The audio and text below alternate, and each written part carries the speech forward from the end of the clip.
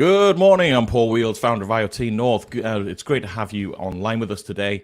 If you have any questions, statements, anything you want to share with us, please do put them in the comments on your social platform that you're using this morning, and we will respond to them live. Excuse me. So today we have on Food for Thought, no longer Breakfast Club, because we're moving times to be able to let people from around the world join us. We're talking about demystifying digital transformation. There seems to be a lot of confusion on it, and we've got some great people here to help us understand how we can approach that. We have the fabulous Charlotte Fuller and Ben Gilhespy chatting about digital transformation with us, so I'll join the guys on. Good morning, guys. How are you? Morning, Paul. Well, how are you? I'm wide awake. We all are. Morning, Charlotte. Morning, Paul. Good morning. Charlotte, it's your first time on the show. We've had Ben on before. Would you like to introduce yourself? Tell us a little bit about yourself. Yeah, sure. So my name's Charlotte Fuller. I am a digital transformation consultant. I specialize really in manufacturing and in industrial industries. I worked in corporate for an Accenture Microsoft company for quite a while. And now I work independently.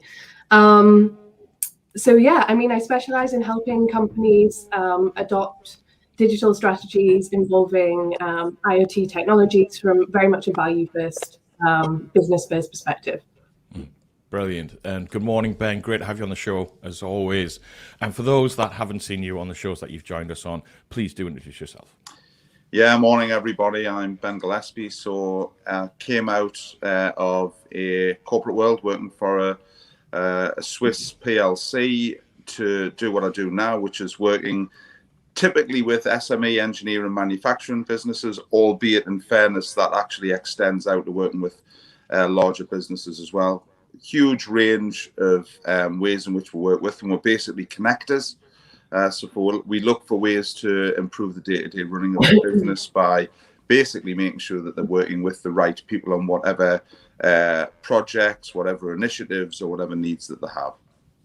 Awesome. So first thing, let's talk about what is digital transformation. Charlotte, can you help box that up for people to help them understand in a very simple statement?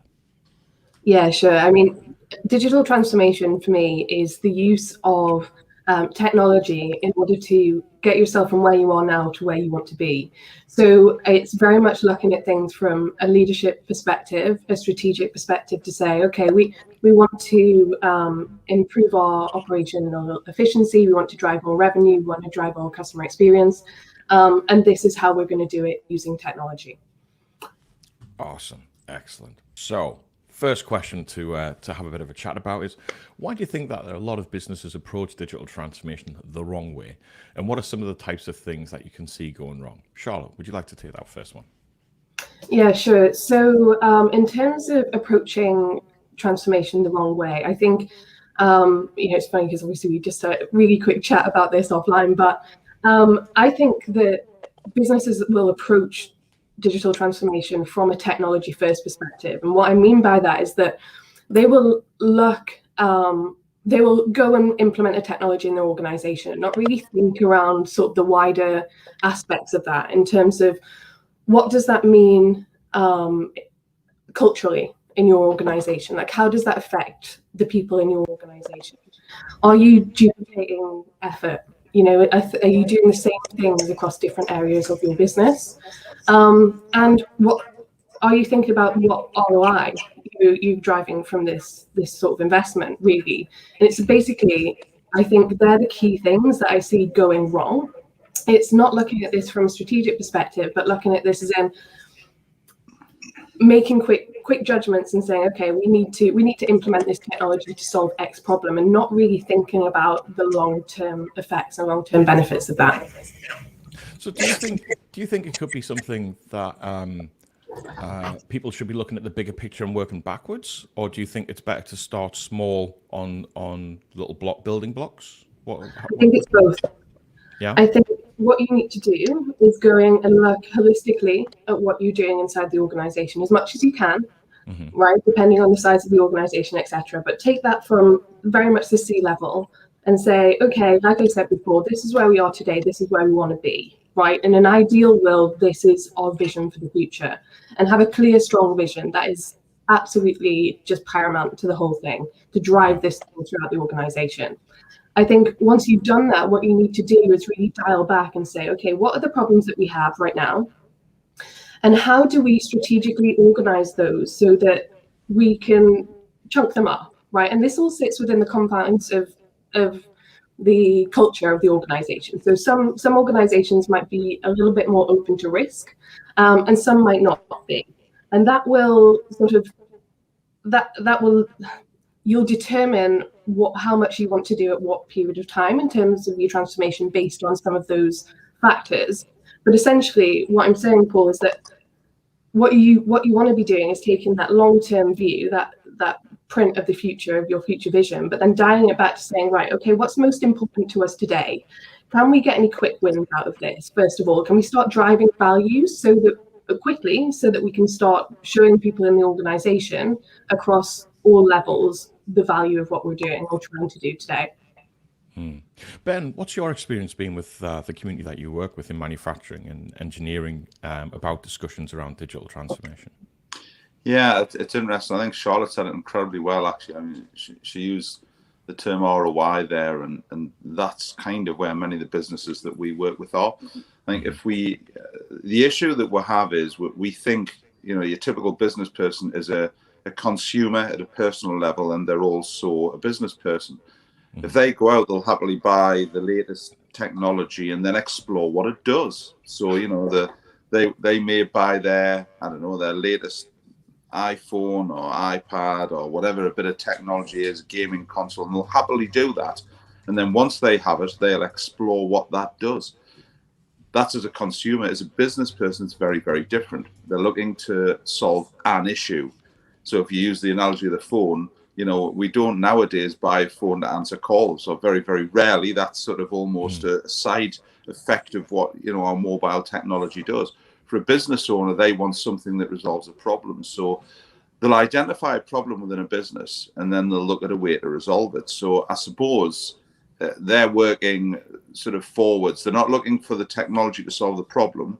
They're not looking to engage with technology in the hope that it'll solve a problem. They'll find the problem first, or the problem leaps out and grabs them, or someone else identifies the problem. It's very, very common.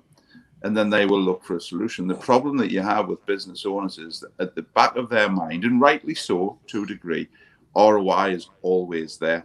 I remember sitting in a meeting that we facilitated. Actually, it was a round table of about a dozen companies, and it was a new data system that a business was actually they're wanting to promote, and they're wanting some engagement in the Northeast. So we put about a dozen people in the room, there or thereabouts. And great system, really impressive, well presented. They had a nice case study. The case study was actually there to discuss how it all works. So that's great for a business owner. That's fantastic because it's peer learning. The problem that they had was when it came to the crunch, one of the businesses that was sat immediately next to me asked the question, business owners that were sat immediately next to me, said, so how much does this cost? And what is it going to save me? What's it going to do to my bottom line? And the answer was, well, we'll come out, we'll need to do probably 3 or 4 days consultancy, which has to be paid for. Then on the basis of that, we'll go away and we'll come back with a solution, and then we'll tell you how much it costs. Now, that sounds actually entirely reasonable, but not to a business owner, because the business owner very quickly replied with, if you tell me it's going to cost me 20 grand, but save me 100, I'll write you a check now. If you tell me it's going to cost me 100 grand and save me $1 million, you'll get a check now. If you tell me that it's going to cost, and it's going to save you, we'll have to look into that. Well, for all that the ROI could be, they could save £1 million on £100,000 cost. Unless you can identify that up front, it's very, very difficult to engage with the business owner. And I think that, that's kind of a bit of a simplistic overview, but it's got to be tangible. It's got to be something that they can see that provides a benefit to the problems that they have. And the business that we work with, the problems, some of them are still working on Post-its and whiteboards. And I love Post-its and whiteboards, by the way, so I'm not saying that's a problem. But when it's all you use, it's not exactly systemization, and we know that systemization make the best business improvements. So it's really seeking value. That's where the big problems are that we see, and understanding. You don't necessarily, if you've got a problem that needs solving, you may understand the problem, you may not understand the solution, and therefore you can have a bit of cynicism around what that may be. Yeah. very much so. And I think you've both actually answered the first question and the second question within the one question, which was, the next thing that we were going to chat about was what are the main barriers. And I think that's one of the key things is being able to communicate with clarity and hand on heart, which is why we've sort of added a new logo to IoT North with the hand on heart thing, is being quite having integrity and honest that we believe this, and having that thought leadership. And I think it's one of those things that companies, IoT North, very much about focused on Internet of Things as part of digital transformation, is planning before, as you're going through your go-to-market, thinking about partners that you can bring in that can help you demonstrate that ROI that you may not have the experience in, but by working with somebody that does, you can then bring in the value of what you're offering as well as what they're offering as well. A nice little pitch for yourself there, Charlotte, having somebody like yourself go in and help demystify this as well. So what are the steps that someone can take to get started with their own digital transformation today, Charlotte? Yeah, I mean, well, firstly, that's going to completely depend on, I hate using that. I hate saying it's going to depend, but it does, right? It depends on where you are right now as a business. Because you might be quite advanced in certain areas, you might not be. I think for me, it always goes back to that. What is the problem that you're trying to solve, right? And then start from there. So for me, it's okay, identify that problem, identify the problems in the organization. Ben put it beautifully in saying that, those are probably jumping out at you. And if they're not jumping out at you, then they are jumping out at other people in your organization. So be conscious of how much you're interacting with different levels, and are you really getting the information that you need from different levels of the business, first of all, because people already know what those problems are. So first of all, understand the problem that you're trying to solve, and then think about it logically, right? So it's just going over what we've essentially already covered so far, is that map it out. So understand the problems in your business, map out what you want to change. So what does that look like? What do those efficiencies look like in the processes that you're trying to change in your business, right? And then for each of the problems that you're trying to solve, identify what that business case looks like. Because you can then understand, to Ben's point, what that ROI looks like from each of the problems that you're trying to solve. And from there, you can then understand, okay, so which is the best way forward for me to do this? So for me, technology is never a conversation I have until a little bit further down the line. I really want to know, like the first thing I'll do when I go into an organization and talk to someone, let's sit down and have a cup of tea and let's find out exactly what's going on here, right? And that's how digital transformation starts. It doesn't start with technology, it starts person to person. And then from there, right, what are the main problems that you have? Let's identify them. Let's identify where you want to be. And then let's work out what issues you might come across in your organization at the moment. So are you worried that your people aren't going to be on board? What's the concern there for you? Are you worried that you don't have the resources and the skills? All right, what do we need to do to get that organized for you? Do you have the budget? If not, then where can we help you get that? There's so much funding and things available at the moment as well that I think people just aren't aware of. And then on top of that, they are convinced, and probably rightly so from previous experience, that getting that funding might be quite difficult. And so essentially, Paul, that's where I'd start. Always start with the problem, always start with the conversation, the person, and then work out what the technology is that you need after that. And that's my advice to people, really, and take it step by step. Okay, so I find that an interesting approach. Okay. But is there not another way of approaching this as well? So, if you look, for example, 18 months ago, the problem of a pandemic would never been in consideration for a business. Sure. It now becomes one, right? Mm-hmm. So then if you think about how businesses have evolved with digital transformation, and I'll give a very simple demonstration of Granger Market in Newcastle. They went from a very traditional market, not much of a social presence, to be fair, compared to what they have today, but they realized that they needed to transform to help as many of their market stalls as possible survive through this pandemic. and also supply to customers. So I think it was within a month, they managed to get a website up so people could order on there, and then they evolved it to having mobile app access as well. They really pushed out their social profile to get the message out there that they were going to delivering food. Digital transformation 101. That if you think about another way of looking at it, is one, looking at businesses not necessarily in your industry but other industries on how they've transformed and taken inspiration from that. Therefore, it's not a problem. It's taking inspiration and being innovative and taking it from that viewpoint and then bringing it into your business and thinking, right, how could we do this? Yeah, I mean, is another alternative way of approaching it. Yeah, I mean, I absolutely love that. I mean, the more we can drive that as sort of thought leaders, right, the better that is. Obviously, that's the difference between being proactive and reactive, right, or whatever. As some, I think it's a phenomenal approach if it will happen that way. I think if for more and more manufacturers to do that, more education is needed. I would be interested to hear Ben's thoughts on that, but that's what I'd think. Yeah, I think it's interesting, isn't it? Very few businesses that I know. This isn't necessarily carte blanche, by the way. There are some that book the trend, but very few businesses that I know I can think of have for example, transformation budget, Sure. or someone who's maybe been identified within the business as their transformation expert, who incidentally won't be a transformation expert. There'll be someone who wears 16 other hats, but probably is the one with the latest tech, and the MD seen it and thought he's the right or she's the right person.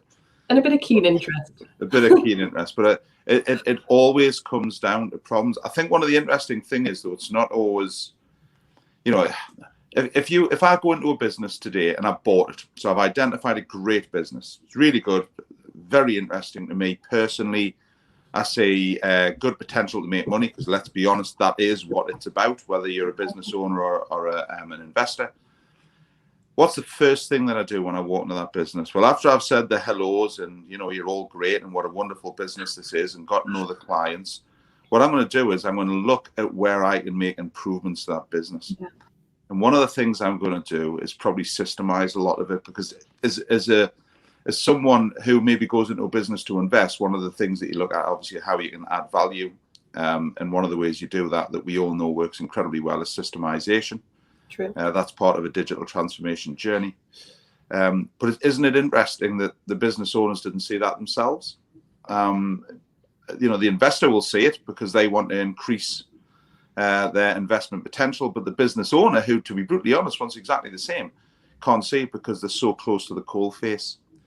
And again, that's one of the problems. They're working to systems. They're using technologies probably that are very, very slowly seeped into the business. They're working practices that have worked. Why would I change something if it's worked?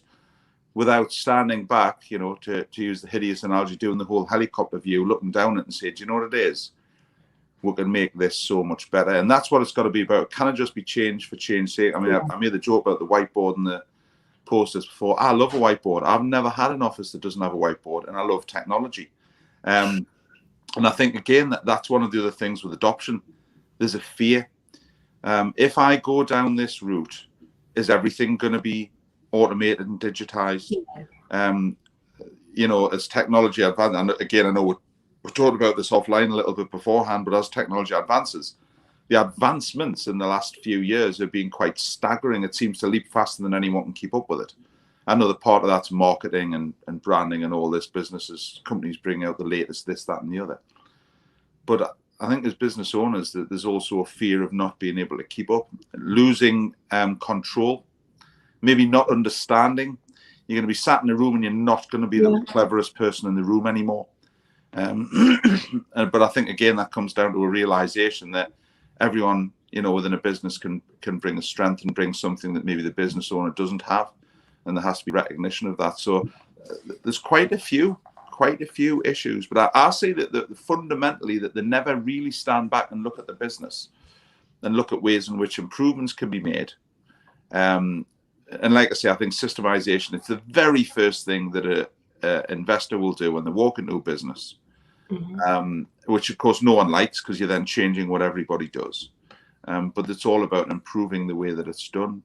but the person who's built that business from nothing, it's their baby.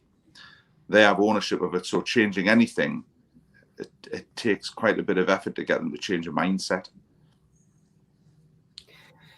Yeah, really interesting. I just, I think that idea of fear is a really important one, especially when we talk about, well, digital transformation, but also technology as well, and especially IoT, because the last thing that anyone wants to do is feel stupid or feel inferior, right, in that leadership position or any position, right? You never want to be in a situation where you don't feel that you understand what's really going on.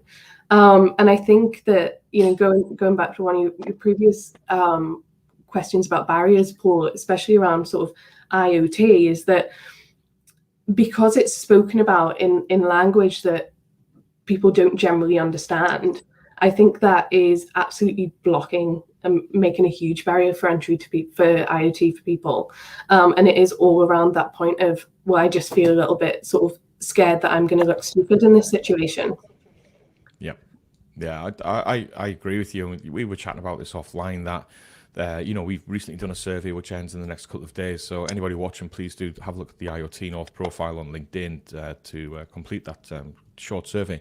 But it's about, how do you feel when you find out that you've been talking to somebody about Internet of Things, which is a whole bundle of things. And then you discover that actually they're only be able to offer you off the shelf a small part of the solution. There's a whole load of jigsaw piece puzzles that you've got to go and find for yourself. So then it completely delays everything. That, having that honesty and integrity when you're talking about what you have, and also building up that partner network of your own, so you can make recommendations of other people to bring in. There's this fallacy of the Internet of Things system integrator that's actually going to bring all the jigsaw pieces together, like it has done with technology historically. But we're still a long way away from that. There is still a lack of understanding with a number of the big system integrators on those jigsaw pieces to bring in. And sometimes they make the wrong decision on the ones that they do bring in as well. But the time has progressed since those decisions have been made. Things are getting better. But I think just being open and honest of saying, hey, look, this is the bit that we do. I saw a great demonstration by Fit Factory, a company in the Northeast that talked about their stages across their companies on how they help customers in manufacturing. There's also a great company, Polestar, which have raised a question as well. Question for Ben and Charlotte: how can we help businesses develop de-risked approaches to adopting technology, in particular management level? Charlotte, over to you. So in terms of de-risked approaches, for me, it's understanding that value. Why you reduce the risk by understanding what the benefit is that you're going to get from something. So for me, it's really understanding what the problem is, again, that you're trying to solve. And I sound a little bit like a broken record here, but that's how you do it, right? It's understanding what the technology is that you're trying to put into place, why you're going to do it, and then so de-risking the sort of the investment in terms of implementation there, because you're more aware of the ROI that you've got. Then also de-risking it in terms of technology adoption, specifically in terms of your team, is looking at that sort of change management plan that you put in place ahead of time, and how you sort of manage that and put a plan in place before you go ahead and just put some technology solution in the business that doesn't really make full sense. That's have any thoughts on that? Yeah, I think you said that very well. I think the word that sprung to mind when I saw that question came up was imposing, in the sense of, we're trying to impose something on management, or we're trying to engage them in the process. I think back thick end of 20 years, and it was an SME before it became a PLC that I mentioned I worked for before, and we had a paper-based system for certain elements of site works, and then we looked at adopting a digital system with the big old grey and yellow symbol handheld computers that were inordinately expensive when we compare them to how much you pay nowadays for something similar. But one of the things that was very, very important at the implementation or pre-implementation stage was actually pulling together the managers that were going to be directly affected and that were therefore going to have to sell it, for want of a better word, to their staff, and engaging them in the process, not just buying something, but identifying what the parts of that process is. We'll also have to recognize that managers, of course, are employed to manage processes and manage people. However, they are also individuals, and they may have personal concerns about implementation of technologies as well. How does this affect what I am doing? How does this affect my interaction with my people? So that engagement, you've got to have a need. Change for change's sake typically isn't the best process unless you're awash with money and you can afford to just spend it unnecessarily. If you're looking for something that has to be done within a business, engage the managers with the problem, not the solution. Engage them with the problem. Discuss it openly.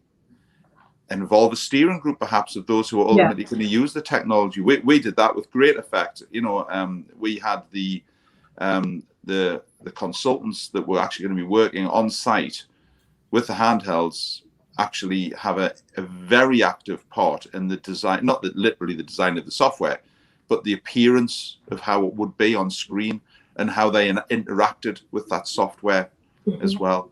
So having those steering groups is critical. Therefore, you can really see the benefits, and people feel more engaged, feel part of the process. So there's actually an eagerness for it to be implemented. And also from a management point of view, have those open discussions about where the issues are, and keep it as business improvement, not as issues with individuals. And then quite often you find that they'll start to recognize the solution that maybe you already had in mind. But don't just go in. I know we joke about IoT in a box, which is impossible, obviously, but don't just go in with a box, put it on the table and go, there's our solution, guys and girls. Actually have some level of engagement with them. I think your suggestion there is really good about enabling that culture transformation as well with that inclusion. Sometimes it's very easy for people at the top of businesses to make decisions and not really think about the people further down the food chain. And what I found in past experiences with delivering Internet of Things solutions and doing POCs and experiments and rolling it out is actually when we included people on the floor and got them to see and how that would help them, not remove and replace them, as an example, and that we actually gained so much insight from their experience that it enabled us to make something so much better. Plus, it made it a much easier transition in bringing that technology in. We have overrun slightly. As always, guys, absolute pleasure catching up with you. If you'd like to get in touch with Charlotte, you can find her on LinkedIn. We also have, I'm stalling here because I'm trying to find my little link for you with your website on. There's Charlotte's website there where you can get in touch. Follow her on LinkedIn. She does great little video excerpts there, just giving you some insight and help there as well. Guys, thanks very much. Been an absolute pleasure chatting with you as always. Looking forward to catching up with you soon. Thank you very much. Thanks, Paul. Thanks, Charlotte. Thanks.